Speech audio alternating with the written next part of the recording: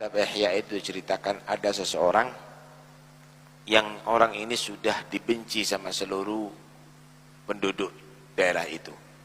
Kenapa? Suka mabuk orang ini. Suka mabuk. Mabukan. Sampai orang daerah itu benci sama semuanya. Di daerah itu ada seorang yang dikenal wali.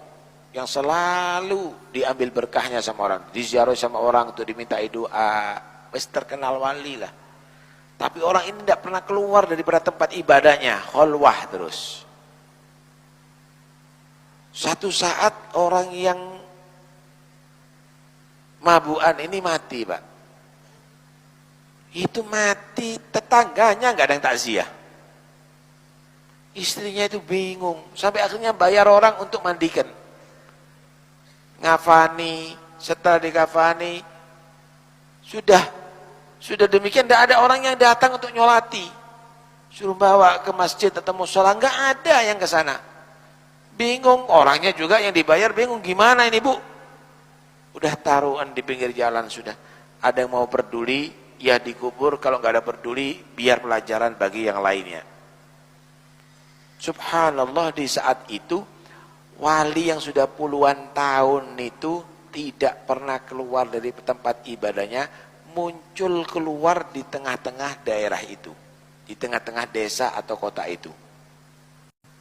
Ya gempar orang-orang, loh keluar semuanya, yang di pasar, yang ada di pedalaman, semuanya datang. Ada apa ini, ada apa? Sekian lama puluhan tahun nggak keluar, kemudian keluar di daerah itu, saat itu. Dibilang saya berkali-kali mimpi dapat perintah, disuruh turun ke sini, ke daerah ini untuk nyolati orang wali yang meninggal dunia, orang dicintai oleh Allah yang meninggal dunia saat ini. Sopo rek mati rek? Takut orang. Siapa ini yang mati? Mungkin kampung sebelah, nggak ada yang mati urip kabeh. Ya ini orang mati. Pak katanya, Yai, nggak ada yang mati orang soleh, pemabuk yang mati. Saya ini mimpi bukan sekali, berkali-kali saya dikatakan harus ngurusi seorang yang dicintai oleh Allah yang meninggal dunia. Nggak ada yang lagi mati kecuali dia. Akhirnya juga penasaran nih si wali ini, kepingin tahu apa amal yang menyebabkan dia sampai kepada Allah. Masya Allah. Datang sama istrinya, Bu, saya mau tanya, apa amalan suami Anda? Ya suami saya orang sudah kenal Pak Yai, suka mabuk, suka itu kan amal jeleknya, amal baiknya yang saya tahu, yang kepingin tahu. Yang saya tanya itu amal baiknya. Kiai, memang ada dua hal keistimewaan suami saya yang orang-orang tidak tahu. Apa itu Bu? Yang pertama, suami saya tidak pernah meninggalkan qiyamul lail.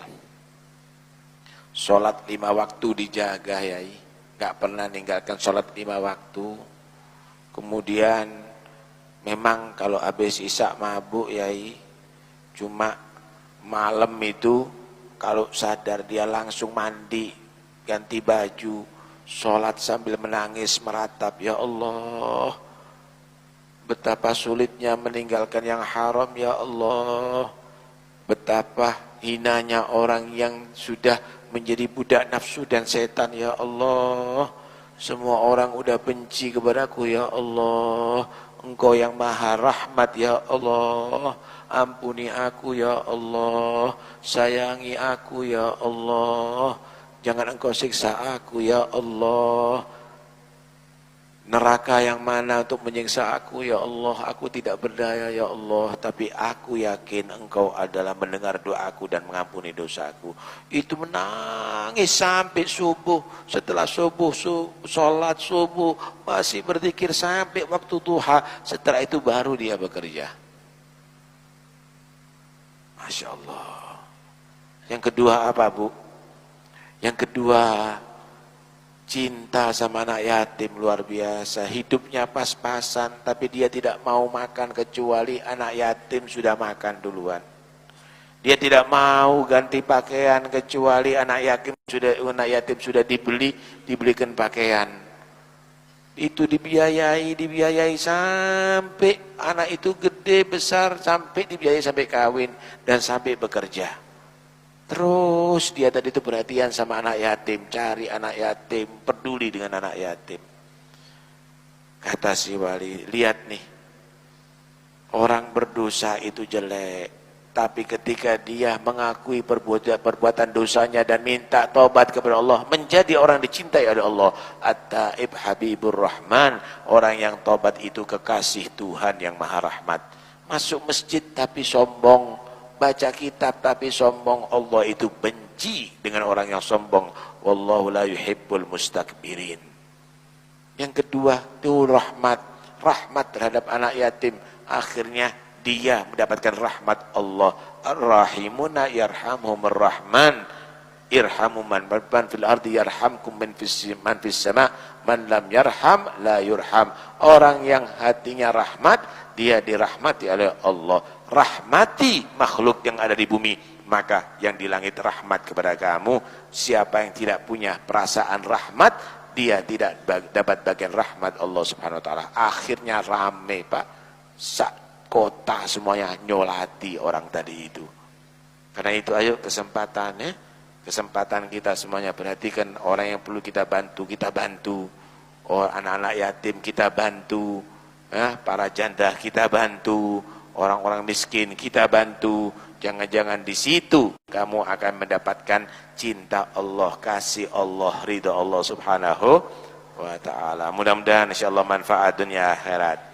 Mudah-mudahan kita jadikan orang-orang yang saleh, bisa meniru jejak orang yang saleh. Amin Allah.